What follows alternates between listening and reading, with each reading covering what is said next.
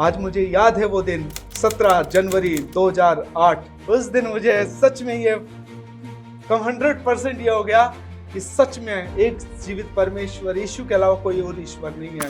मैं उस समय दारू पीता था, नशे करता था, सारे वो काम जो गलत थे वो सारे काम करता था। रात को मुझ पर दुष्ट आत्मा दबाव करती थी, पुश करती थी, तो मैं बहुत सारे ईश्वरों के नाम लेता था लेकिन कहीं से रिलीफ नहीं मिलता था। तो मैं बहुत डरा हुआ था, मैंने कि अब तो इससे कभी छुटकारा मुझे मिल ही नहीं सकता। एक डर भरा जीवन था मेरा और मैं कई बार तो सुसाइड करने के लिए भी मैंने प्रयास किया। लेकिन अचानक से एक रॉन्ग नंबर मुझे मिला और रॉन्ग नंबर के द्वारा मुझे किसी ने सुसमाचार दिया। लेकिन मैं हमेशा ये दुआ करता था कि परमेश्वर कब ये मेरी तरह बनेगी। लेकिन आज मैं परमेश्वर का धन्यवाद करता हूँ कि आज मैं इस परमेश्वर से बोलता हूँ कि प्रभु मुझे इसकी तरह बना दे। क्या बात है।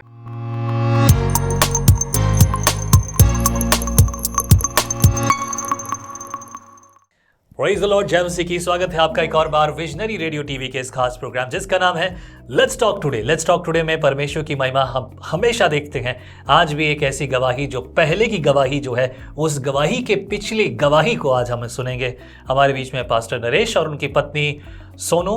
आइए बात करते हैं उनसे। जय मसीह की। जय मसीह के पास प्रभु आशीष करे। एक और बार आप लोगों को देखकर अच्छा लगा एंड मैंने सुना है आपकी पत्नी की गवाही जो आपने दी थी, पर अब ये गवाही उनके मुंह से सुनेंगे कि परमेश्वर ने उनको कैसे इस्तेमाल किया। मैंने सुना कि आपकी सेवकाई की एक बहुत बड़ी सहायिका आपकी पत्नी है। जी सही है क्या ये? बिल्कुल सही पास जी। कैसे है मुझे बताइए, मैं सुनना चाहता हूँ। सबसे पहले तो मैं धन्यवाद करता हूँ विजनरी रेडियो टीवी का और परमेश्वर का कि परमेश्वर ने ये अवसर हमें दिया कि हम अपनी बात को लोगों तक पहुँचा सके, अपनी गवाही को, है ना, जिसके द्वारा परमेश्वर के नाम की महिमा हो। और धन्यवाद करता हूँ उन प्यारे भाई और बहनों को भी जिन्होंने हमारे लिए आर्थिक सहयोग भेजा और ऐसे वक्त में कई लोगों ने बोला भी है, तो मैं सबका धन्यवाद करता हूँ। और मैं आपको बताना चाहता हूँ कि जब मेरी शादी हुई उसके बाद मैं अकेला ही सेवा के अंदर था, लेकिन उस समय मैं अकेला प्रेयर करता था और ये आराम से सोती थी। और ये देखते हैं हम लोग हिंदू रीति रिवाज के अनुसार ये फास्टिंग भी करती थी। लेकिन मैं हमेशा ये दुआ करता था कि परमेश्वर कब ये मेरी तरह बनेगी। और मैं इसे बोलता भी था कि आप भी प्रार्थना में बैठा करो। लेकिन ये बोलती थी कि मैं तो ऐसी नहीं बन सकती, जैसे आप रात को भी बैठते हो चरणों के ऊपर, शाम को बैठते हो, सुबह भी बैठते हो, मैं तो ऐसा नहीं बन सकती। लेकिन आज मैं परमेश्वर का धन्यवाद करता हूँ कि आज मैं इस परमेश्वर से बोलता हूँ कि प्रभु मुझे इसकी तरह बना दे। क्या बात है, क्या बात है। इसका रीज़न ये है कि ये मैंने कई गवाही में बताया था कि ये 3 से 4 घंटे या 5 घंटे सोती है और बाकी पूरा समय प्रेयर में, फास्टिंग में, इनमें रहती है, जितना कि मैं नहीं रह पाता क्योंकि मैं अधिकतर मिनिस्ट्री में ज़्यादा रहता हूँ। और मिनिस्ट्री में सबसे ज़्यादा एक प्रेयर पार्टनर की आवश्यकता होती है, जो परमेश्वर का धन्यवाद करता हूँ जो मुझे एक अच्छे सहायक के रूप में प्रभु ने दिया। आमीन, आमीन, आमीन। आपकी क्या राय है आपके पति के लिए? पहले मैं विश्वास में नहीं थी, फिर विश्वास धीरे धीरे यानी मेरे जीवन में परमेश्वर ने काम किया। मेरे कुछ गुप्त बीमारी थी तो फिर चंगाई हुई तो विश्वास बढ़ा, तो धीरे धीरे पवित्र आत्मा प्रतिदिन मैं विश्वास में बढ़ती गई तो परमेश्वर ने मेरे जीवन में काम किया। तो मैं आज परमेश्वर की उपस्थिति में, आज मुझे अच्छा लगता है कि परमेश्वर की उपस्थिति में मैं बैठी रहूं। Praise the Lord. पवित्र आत्मा मुझे बदला। बहुत बढ़िया। अब आप लोग दोनों एक साथ एक मन होकर आराधना प्रार्थना करते हैं। हाँ जी, प्रभु ने आपको संभाला है, दोनों के जीवन में अद्भुत कार्य किए, चमत्कार किए। तो आप दोनों एक दूसरे के साथ सेवकाई में हैं। अब आपके आज के जीवन की परिस्थितियां, आज की आत्मिक जीवन की क्या स्थितियां हैं, मैं वो जानना चाहता हूँ। पहले तो इतना आत्मिक स्तर में हम लोग नहीं थे, लेकिन अभी जो समय है, जब ऐसी परिस्थिति आई तो हम ज़्यादा समय प्रभु को देना हमें अच्छा लगता है। और प्रभु के चरणों में ही बैठकर हम अपनी जो आवश्यकताएं होती है वो प्रभु को बताते हैं। और परमेश्वर हमारा यहोवा यीरे है, वो हमारे लिए प्रबंध भी करता है। यदि कोई भी विश्वासी का भी कोई समस्या होता है या कोई भी प्रॉब्लम होती है, कोई पड़ोसी की सताव को मामलों में लेकर, लेकिन वो भी परमेश्वर को हम बताते हैं, परमेश्वर उसमें भी हमारी सहायता करता है। सबसे पहली बात तो ये बताना चाहता हूँ कि जब हम प्रभु की उपस्थिति में रहते हैं, जो परमेश्वर की जो लाइट है, प्रभु का जो तेज है, वो हमारे जीवन में बना रहता है पास्टर जी, है ना। वो जो मुसीबतें का पहाड़ होता है, वचन भी कहता है, प्रभु यीशु मसीह कहते हैं कि जो मेरी बातों को मानता है ना, वो उस चट्टान पे घर बनाएगा, है ना, जिसमें आंधी आए तूफान आए लेकिन उस पर कुछ प्रभाव नहीं डाल पाएंगे। जब ये घटनाएं आपके साथ घटी जी, आपने बड़ी मुश्किल से जो है चर्च बनाया, जी, है ना, और मुश्किलें हुई, और जिस चर्च के लिए लोग दर्शन देखते हैं, बहुत से प्रभु के ऐसे दास हैं जो कि सालों तक दर्शन देखते रहे लेकिन कभी चर्च नहीं बना पाए। जी बस। वो हमेशा इधर से उधर है। मैं खुद आज के दिन तक चर्च के लिए कोई जगह नहीं बना पाया। हम रेंटेड जगह पे और ऐसी जगह जो हमें एक जगह से मिली हुई है, उस जगह पर हम आराधना करते हैं। बट आपके जीवन में ये हो गया, और उसके बाद ये स्ट्रेस के साथ ऐसी जब परिस्थिति आई, तब इन परिस्थितियों में आपके साथ क्या हुआ? पिछली बार आप कह रहे थे कि मैं बहुत घबरा गया, मेरी पत्नी घबरा गई। मैं वो परिस्थितियां जानना चाहता हूँ, क्या हुआ था उस समय पास्टर जी? ऐसा हुआ कि सब लोग आ गए थे और हमारा हंसता खेलता कलीसिया चल रहा था, बहुत परिवार को भी हम अच्छे से चला रहे थे। लेकिन जब वो भीड़ आई, उस समय हमारे अंदर बहुत डर आ गया। लेकिन हम लोगों ने थोड़ा विचार किया कि अब क्या करें, है ना। जब सब कुछ समाप्त हो गया, है ना, मतलब भीड़ चली गई, उसके 2-3 दिन के बाद में हम लोगों ने बैठकर हम लोगों ने विचार किया कि क्यों ना हम इस जगह को हम लोग बेच दें, है ना। लेकिन जब हम लोग प्रार्थना कर रहे थे तो परमेश्वर ने मुझे एक अगुवाई दी कि जिस जगह पे प्रभु ने रखा है उसी जगह पे रहो। यदि आप प्रार्थना भी करते हो, ये भी एक सेवकाई का भाग है।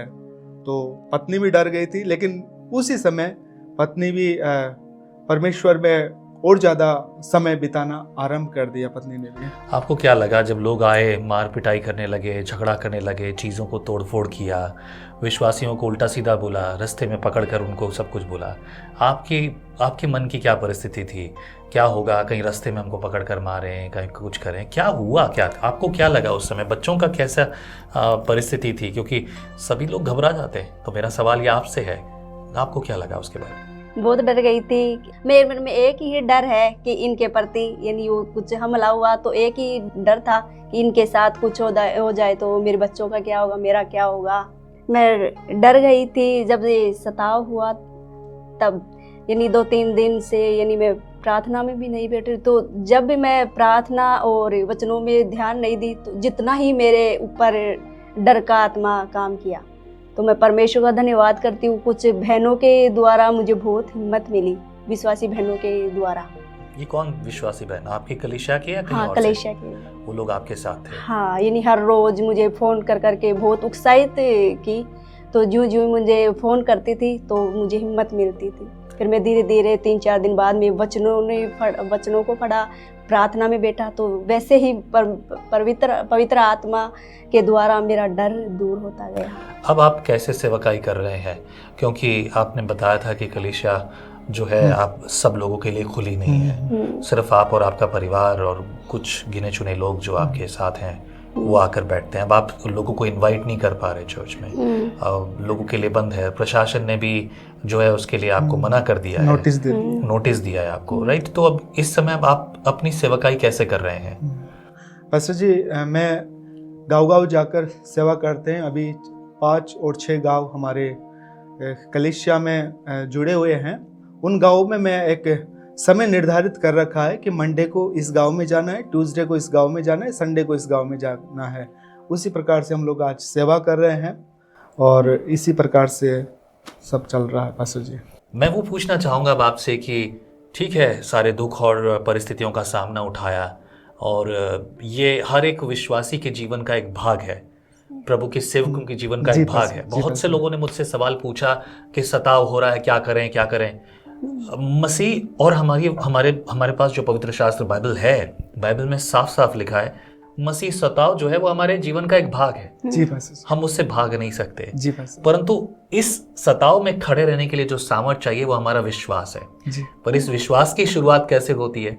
That's what I want to ask you. मैं आपसे पूछना चाहता हूँ, वो दिन कैसा था और कब आया आपके जीवन में ऐसा मौका कि आपने अपने जीवन में यीशु मसीह को अपना उद्धारकर्ता करके पहचाना?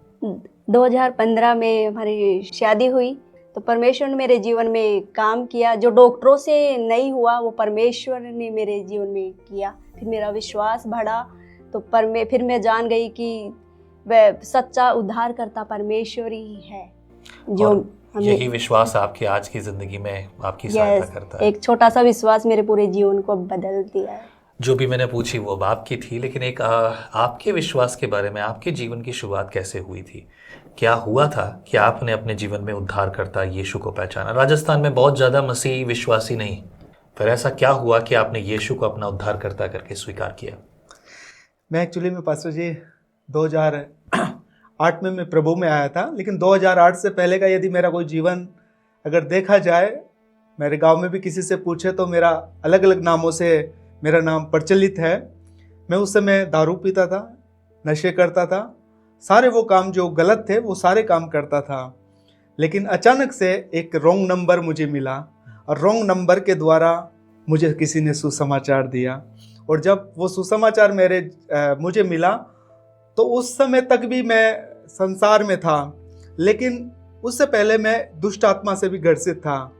रात को मुझ पर दुष्ट आत्मा दबाव करती थी, पुश करती थी, तो मैं बहुत सारे ईश्वरों के नाम लेता था, लेकिन कहीं से रिलीफ नहीं मिलता था। अगर एक ईश्वर के जाओ तो दूसरे ईश्वर के बारे में बोलते थे, दूसरे ईश्वर के जाओ तो ये अलग बातें बोलते थे। तो मैं बहुत डरा हुआ था, मैंने कि अब तो इससे कभी छुटकारा मुझे मिल ही नहीं सकता। एक डर भरा जीवन था मेरा, और मैं कई बार तो सुसाइड करने के लिए भी मैंने प्रयास किया। लेकिन जब प्रभु का जो सुसमाचार मुझे मिला, उसके बाद में एक बार और दबाव आया मेरे ऊपर। उस रात को ऐसा हुआ कि जब दबाव आया तो मुझे याद नहीं था किसी ने मुझे सुसमाचार सुनाया, लेकिन मैंने बहुत सारे ईश्वरों के, जैसे मैं पहले नाम लेता था, मैंने नाम लिया। लेकिन मुझे फिर स्मरण आया कि मैं एक जगह और जाके आया था और उसने मुझे एक ईश्वर का और नाम बताया था। जैसे ही मैंने यीशु का नाम लिया और वो दबाव तुरंत छूट गया, जैसे मैं आजाद हो गया। उस समय मैंने अनुभव किया कि एक शक्ति है जो मुझे छुटकारा दे सकती है। उसके बाद में मैं यीशु के लिए अपने जीवन को समर्पित कर दिया। और मेरी दादी जो कि 20 साल से ग्रसित थी दुष्ट आत्मा से, आज मुझे याद है वो दिन 17 जनवरी 2008 को मेरी दादी को मैं रोटरी क्लब चर्च में जयपुर लेकर आया। और एक ही बार दादी आई थी, उसके बाद में दादी आई तो बाद में भी थी, लेकिन एक ही बार आई थी। एक ही बार के अंदर वो दुष्ट आत्मा प्रकट भी नहीं हुआ उसके अंदर, लेकिन आने के कारण ही दादी को कंप्लीटली छुटकारा मिल गया। क्या बात है। उस दिन मुझे ये अनुभव हो गया कि यीशु ही है जो हम सबको छुड़ा सकता है। फिर उस दिन के बाद में पहले मुझे नाम लिखना नहीं आता था पास्टर जी, तो मैंने एक निर्णय लिया कि प्रभु मुझे पता है कि आप सब कुछ कर सकते हैं। प्रभु वचन कहता है कि आप जगत के मूर्खों को चुनने वाले प्रभु है। मैंने ऐसा सुना है प्रभु, तो आप मुझे भी प्रभु चुना है प्रभु आपने। तो मैंने धीरे धीरे हिंदी लिखना सीखा, और जब हिंदी लिखना सीखा तो मैं अपने पास्टर के साथ केरला गया। तो केरला जाकर एक पास्टर ने मेरे लिए भविष्यवाणी की कि आप परमेश्वर का काम करोगे। मैंने उस पास्टर को बेवकूफ़ समझ लिया, मैंने कि ये तो बेवकूफ़ है, मुझे लिखना पढ़ना नहीं आता, मैं कहाँ से सेवा करूँगा यार मैं तो लेकिन जब वहाँ से आया केरला से आया, उसी साल में मुझे अवसर मिला बाइबल स्कूल जाने के लिए। जब मैं बाइबल स्कूल गया और मैंने हिंदी पढ़ना धीरे धीरे आरंभ किया, और वो बाइबल स्कूल प्रभु ने मुझे ऐसी प्रोवाइड की, मुझे हिंदी पढ़ना आ गया। फिर उसके बाद में मैं वहाँ से आया, और वहाँ से आने के बाद में मैं सोचा कि प्रभु मुझे इंग्लिश भी चाहिए प्रभु, क्योंकि मुझे अच्छे अच्छे लोग दिखाई देते थे। मेरी इच्छा होती थी कि मैं इनसे भी बात करूं, लेकिन मेरा जीवन ऐसा था कि मैं कभी अच्छे लोगों से बात ही नहीं की प्रभु, है ना। मैं ऐसे गंदी कैटेगरी में रहा। लेकिन जब मुझे प्रभु ने होप दी, मैंने इंग्लिश में धीरे धीरे नाम लिखना आरंभ किया। केरला गया, केरला मुझे सब मैट्रिक पास एडमिशन लेते हैं, लेकिन मैं 10वीं पास नहीं था। लेकिन उस पास्टर ने मुझे बोला कि आपकी गवाही सुनकर मैं आपको एडमिशन दे रहा हूँ, प्रभु की आत्मा ने मुझे बोला है। मुझे एडमिशन दिया, मेरी फीस माफ़ किए।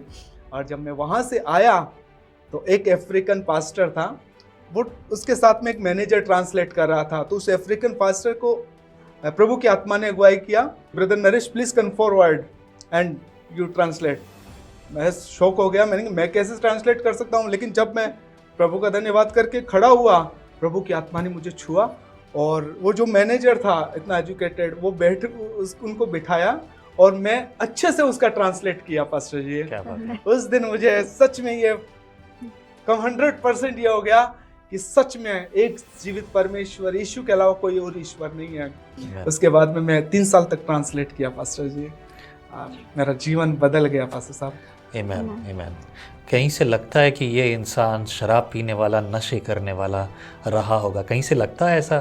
शादी से पहले आपको, शादी के समय आपको लगा कि मेरी शादी ऐसे व्यक्ति से हो रही है कि जो शराबी था, कभी ऐसा था, कभी लगा आपको?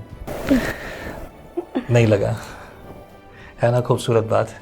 परमेश्वर जिसे बुलाता है, परमेश्वर जिसे चुनता है, उसकी ज़िंदगी बदल जाती है। परमेश्वर उसके लिए बड़ी बड़ी और आशीषों के द्वार को खोल देता है। परिस्थितियां तो गंभीर थी, ये बात है, लेकिन जिस कलीसिया के लिए, जिस चर्च के लिए हम इतनी चिंता करते हैं, बहुत बार बिलीवर्स को परवाह नहीं होती, विश्वासियों को परवाह नहीं। खासतौर से राजस्थान में पास्टर्स ही हैं जिनको चर्च की चिंता है। आपकी कलीसिया बनी है, मतलब एक कलीसिया की इकट्ठे होने की जगह है, आपके पास है, चर्च हॉल है। वो कैसे बना? क्योंकि आपकी हालत, माली हालत तो अच्छी नहीं है। जहाँ तक मुझे पता है, रहने के लिए भी सब कुछ जगह नहीं थी आपके पास प्रॉपरली, तो चर्च कैसे बना? हाँ, मैं बताना चाहते हैं पास्टर जी कि जिस घर में हम लोग रहते थे वो एक ही कमरा था, और सबसे पहले तो हम लोग वहाँ पे प्रार्थना करते थे, लेकिन मेरे मतलब परिवार के लोग शायद उस बात को एक्सेप्ट नहीं किए और हमें वहाँ से निकाल दिए घर से। और उसके बाद में हमने एक रेंट पे जगह ली और वहाँ पर हम लोगों ने प्रार्थना चालू की, लेकिन प्रभु के अनुग्रह से वो जगह भी बढ़ने, मतलब कम पड़ने लग गई, लोग बढ़ने लग गए। तो हम लोग दुआ करते थे और कंटिन्यूली दुआ कर रहे थे कि परमेश्वर आप हमें खुद का जगह दीजिए, और कंटिन्यू दुआ और प्रार्थना में इस बात को रखते थे। लेकिन एक जगह मेरे पास थी, वो मेरे ससुराल के नज़दीक थी, वो हमने किस्तों पे वो जगह खरीदी थी। तो मेरे मन में आया क्यों ना मैं अपनी इस जगह को बेचकर अब क्यों ना अपना एक भवन भी बनाए और वहाँ पर एक घर भी बनाए। तो मैंने उस जगह को सेल कर दिया।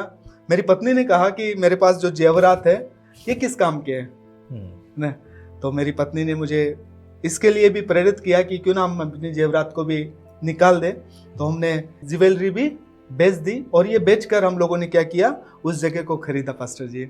और जब चर्च वो जो जगह खरीदा, वो हम चर्च भी बोल सकते हैं, घर भी बोल सकते हैं पास्टर जी। और फिर उसके बाद में बनाने के लिए भी हमारे पास कोई सोर्स नहीं था, तो हमने सोचा कि कुछ तो ऐसा तो कुछ नहीं है जिससे कि हम लोग ये बिल्डिंग खड़ी कर सके। तो फिर मैंने सोचा, मैंने कि चलो लोन लेते हैं। फिर हमने एक लोन लिया। मेरा एक भाई है, चचेरा भाई, तो उसने अपने नाम पर एक थोड़ा सा लोन उठा के मुझे दिया। फिर हमने थोड़ा फाउंडेशन ऐसा डाला, और उसके बाद में फिर मैंने अपने जो ज़मीन है होम लोन लिया, मतलब कंस्ट्रक्शन के लिए। तो फिर उसके हिसाब से ये सब लेकर हम लोगों ने वो बिल्डिंग तैयार की। लेकिन लोग हमेशा ये बोलते हैं कि इनको तो पैसा मिला है।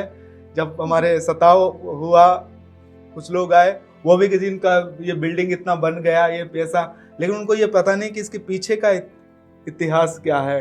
हम लोग बहुत ऐसी परिस्थितियों से गुजर के आए हैं जहाँ पर हमारे पास में कुछ भी नहीं था, जो था सब कुछ हमने बेच दिया। और कोई भी औरत अपनी शादी का जो जेवरात है वो बेचने के लिए तैयार कभी भी नहीं हो सकती, चाहे उसका पति हॉस्पिटल में क्यों ना एडमिट हो। लेकिन मैं परमेश्वर का धन्यवाद करता हूँ, मुझे परमेश्वर ने एक ऐसी भली पत्नी दी जिसने इस चीज़ के लिए भी एग्री हुई और सेवा में इसने मेरा सहयोग किया। आज जो हमारा घर है, वो भवन है, ये परमेश्वर की महिमा के लिए। और हमारा यही रहेगा हमेशा कि वो जहाँ पर है वहाँ पर हमेशा रहेगा। आने वाले समय में परमेश्वर उसे भरने जा रहा है, ये हमारा विश्वास है। ये विश्वास इस बात पर टिका है कि हमने मसीह को किस हद तक प्रेम किया, मसीह का प्रेम हमारे जीवन में किस हद तक है, किस हद तक हमारे पाप क्षमा हुए हैं। जितना क्षमा हुआ है उतना अधिक बढ़कर हम परमेश्वर के साथ प्रेम रखते हैं। And this is what the same as you said, जैसा आपने कहा, बलिदान जब तक खुद के नहीं होते ना, तब तक जीवन नहीं बचाया जा सकता औरों का। यीशु मसीह ने खुद का बलिदान दिया, तभी जाकर औरों की ज़िंदगी, आपकी और मेरी ज़िंदगी बच गई, और हमारे द्वारा औरों को भी ज़िंदगी बचाने का मौका मिल रहा है प्रभु यीशु के लहू से। And this is quite big testimony. और यहाँ लगभग सबकी ऐसी ही कहानी है। बहुतों ने यही किया है, जी। कहीं से उतर के नहीं आया, लेकिन फिर भी लोग ये इल्जाम लगाते हैं कि देखो इनको तो कहीं से मिल गया है, कहीं से कोई आकर दे गया। भाई जी, किसी के पास है तो वो अपना घर बनाएगा, दूसरे का घर क्यों सही बनाएगा? बात, सही बात, सही। सही। तो this is were exactly the wrong idea and thought people have in their mind, और कुछ लोग इसे सच मान भी लेते हैं। जी फादर। अजीब बात है, जब उनसे जो सच मानते हैं उनसे पूछा जाए भाई तू देना कोई 500 रुपये देना, तो उसकी जेब से नहीं निकलता। तो भाई जब तुम्हारी जेब से नहीं निकलता तो दूसरा क्यों देगा? But anyhow I can understand the pain. मैं वो सब कुछ परिस्थितियाँ जानता हूँ, क्योंकि ऐसे ही सब ने बनाया है। जी। मेरे जीवन की घटनाएं ऐसी हैं, और भी बहुत सारे लोगों के जीवन की घटनाएं सही में कुछ अलग नहीं है। ठीक है। बट यस, मैं ये कहूँगा जितने श्रोतागण सुन रहे हैं, आप जिस कलीसिया में हैं वहाँ पर भी शायद परिस्थितियाँ ऐसी ही हो सकती है। बहुत खूबसूरत गवाही है। I would like to thank the Lord, और मैं सभी श्रोतागण को, सभी सुनने वाले भाई बहनों को प्रभु की आशीष मांगता हूँ आप सबके लिए। जैसी गवाही आपने पास्टर नरेश की सुनी है, उनकी पत्नी की सुनी है, और आप सबका धन्यवाद जिन्होंने अपने हाथ को बढ़ाकर अपने ऑफरिंग्स पास्टर नरेश के लिए दी, उनकी सेवकाई के लिए दी। यदि अभी भी आपके मन में कुछ है तो आप पास्टर नरेश के लिए नीचे लिखे नंबर्स पर ऑफरिंग भेज सकते हैं। जब आप ऑफरिंग भेजें तो नीचे लिखिए ज़रूर फॉर पास्टर नरेश, और अगर आप उसके नीचे नहीं लिखेंगे तो वो विजनरी मिनिस्ट्रीज़ के लिए जाएगी। विजनरी मिनिस्ट्रीज़ की भी अपनी ज़रूरतें हैं। प्रभु जैसा आपके मन में बोझ डाले वैसा कीजिए, ताकि शुभ समाचार की सेवा का कार्य हो सके। हम जल्द ही विजनरी रेडियो एंड टीवी को विजनरी टीवी बनाने वाले हैं, और प्रभु सहायता करे उसकी सारी ज़रूरतें भी पूरी हों। योजना जो परमेश्वर की है उसका इंतज़ार कीजिए, आपके जीवन के लिए भी है। यदि आपके मन में प्रेरणा है कि आप भी अपनी गवाही शेयर करने आना चाहते हैं विजनरी स्टूडियो में, तो स्वागत है। नीचे लिखे नंबर पर आप मुझे व्हाट्सएप पर मैसेज कर सकते हैं। ये मेरा पर्सनल व्हाट्सएप नंबर है, आप इस पर मैसेज कर सकते हैं। फ़ोन ना करें, सिर्फ मैसेज करें, और समय के अनुसार मैं आपको एक अपॉइंटमेंट दूंगा। आप जयपुर आकर अपनी गवाही शेयर कर सकते हैं। प्रभु आपको बहुत आशीष करें। आप इस आत्मिक युद्ध में बढ़ते रहिए। प्रभु की योजनाएं आपके जीवन में पूरी हो। आपके शब्द भले ही थोड़े हो, लेकिन जो थे वो परमेश्वर की महिमा के लिए। आमीन। Praise the Lord. जय मसीह की। जय मसीह। जय मसीह की। आपको भी प्रभु बहुत आशीष करे। Praise the Lord.